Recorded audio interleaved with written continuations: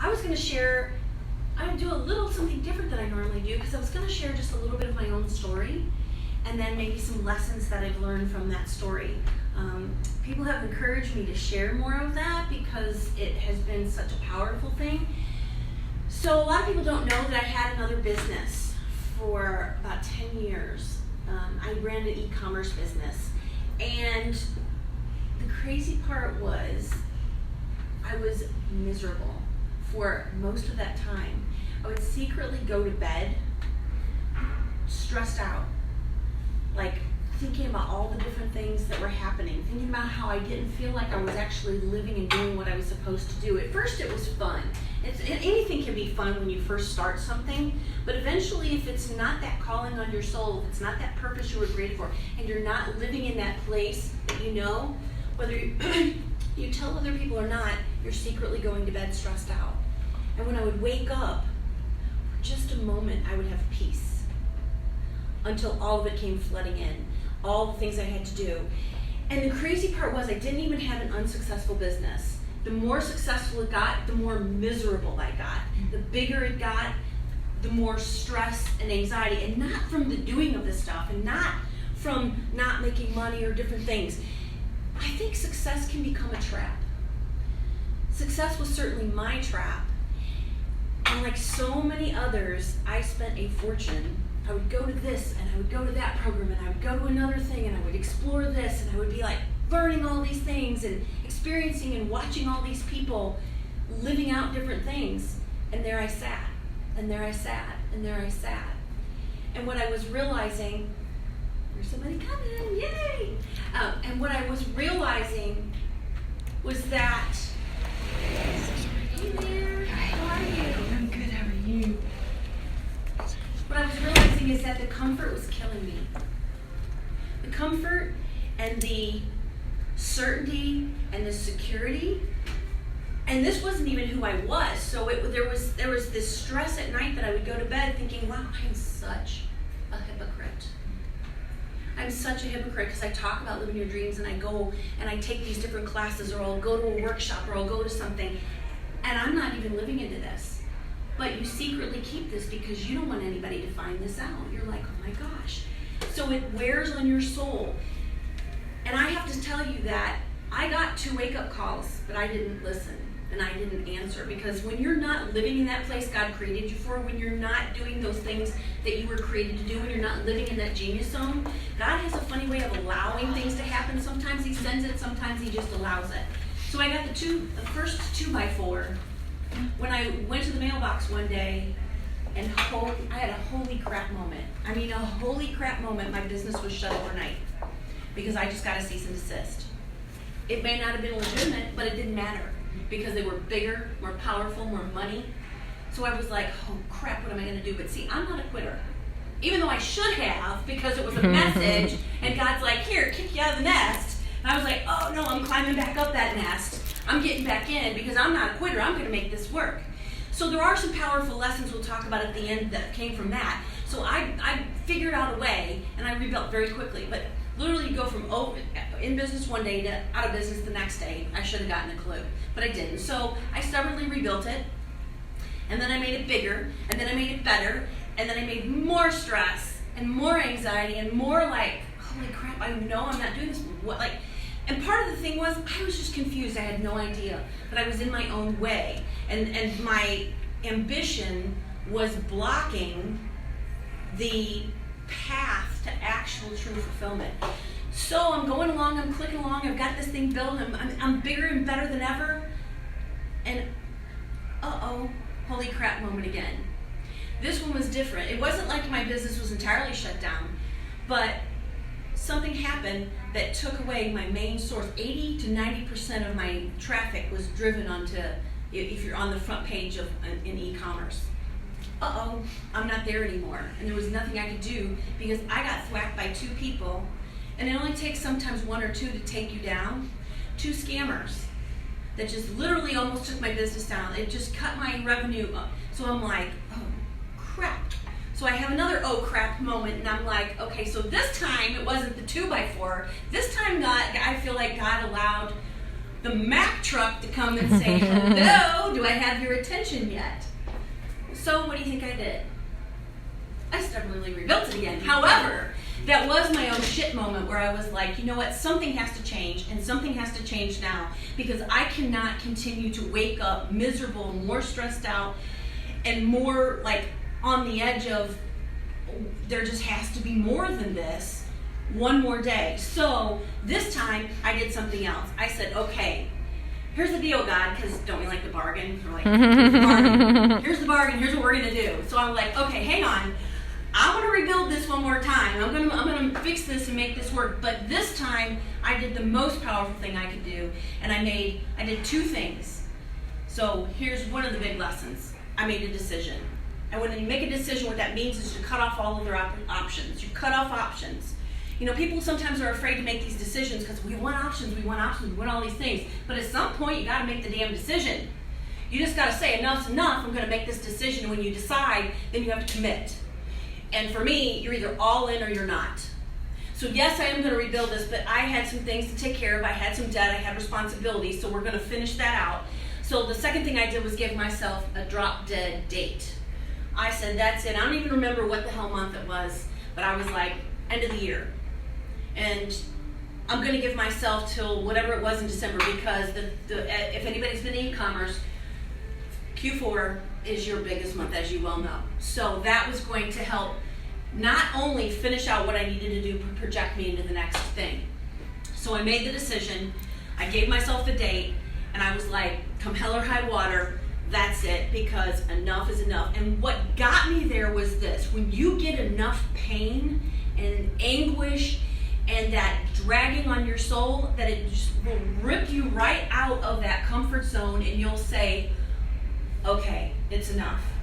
You know, unfortunately, sometimes we wish that inspiration would do it for us, and inspiration is great, but I'm telling you, you'll do a lot more to avoid that pain. And when you've got multiple pains, you'll avoid the biggest one. So when I got that much pain, I got so much leverage on myself, that was it. So people were saying, well, what are you going to do? And I was thinking, I don't know. But I had the fortunate blessing of having a husband that was very supportive and said, you'll figure it out. I was like, you're right, I'll just figure it out.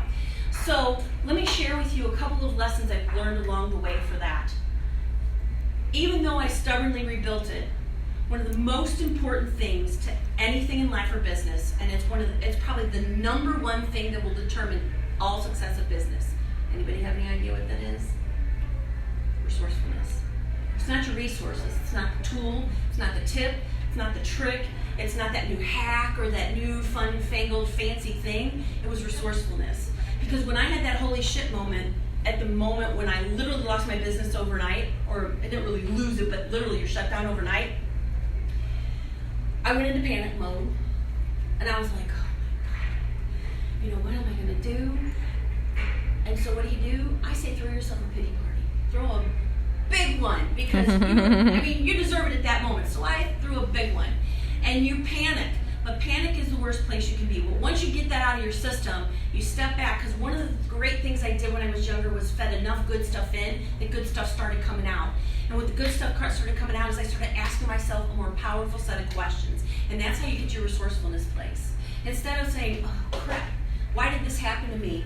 You know, poor me, what am I going to do now? What I asked myself was a more powerful question was, how can I turn this around? How can I make this work?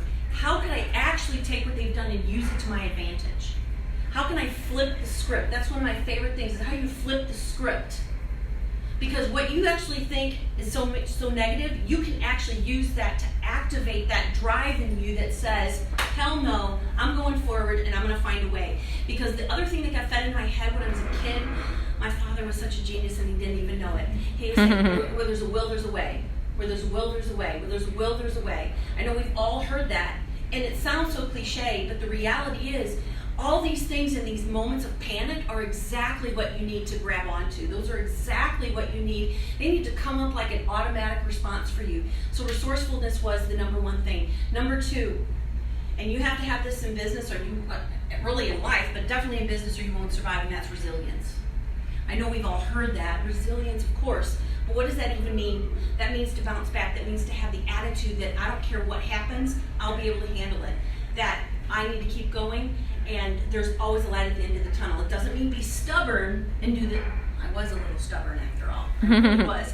But I finally got it. It doesn't mean just be stubborn and do the same thing over and over that's not working. It's saying, it's asking that better question. How can I change this and use this? And I did. I completely shifted my business after that to something else, which is why I was able to actually grow it bigger and better. Because sometimes it's in those moments of pivot that you actually have gold in your hand, even if you're forced to pivot. Now, I choose to pivot.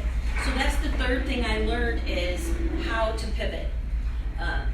I learned that rather than staying stuck in that spot, to recognize the signs faster. Even in this business I'm in right now, the first 3.5 years, they were great, this and that, but something didn't quite feel right. This time, instead of allowing myself to go 10 years, I was like, something isn't quite clicking here anymore. What do I need to do? And I was like, I recognize this. Let's not get stuck in that place. This time, I'm going to choose to shift on purpose. So that leads me to the third thing. Anybody know what the word chutzpah means? Have you heard the word chutzpah? It means moxie, baby. That means courage, that means bravery, that means having the willingness to just put it out there and take that risk. Now that is really scary for a lot of people, I realize it, because one of the human needs that we all have is like this security and certainty, and that puts us into a place of complete uncertainty. But here's a couple of clues, a couple of tips that I have for how to be more brave. One, get a brave buddy. Because isn't it always easier to be brave when somebody's kind of by your side? Like when you were a kid, you know, wow, let's go do this together. Maybe not for the good for some kids, but it's always easier when you're together with somebody else. In that same vein, put yourself around a new environment. When I needed to pivot this time, one of the most transformational, and I mean transformational, it has completely changed things for me in the last 6 weeks alone, is putting myself in a different environment. It's another form of putting yourself around people, putting yourself in the environment that's going to cause you to raise your game, that's going to cause you to play bigger, that's going to cause you to think bigger, that's going to actually see other people, not from a comparison aspect, from a like, oh wow, look at the possibilities here, look what is possible, and then to feed on that energy. Even if you are not an extroverted person, you're an introvert, there's still an energy that gets fed into your soul when you're around the right type of people. If you go to one and it doesn't feel right, then go to another one. It doesn't seem right, find the one that works for you. For a lot of women, I've seen amazing things happen in some of these women's groups that just slowly but surely make them feel just a little bit more empowered, a little bit more brave, a little bit more like, wow, if they can do it, so can I. So that's the second thing that you can do. The third thing is a challenge I want to leave you with. A 5-day brave challenge. This is how it goes. I say it's called fear on purpose. But not big giant fear. How do we actually move forward? The big giant fear keeps us incapacitated.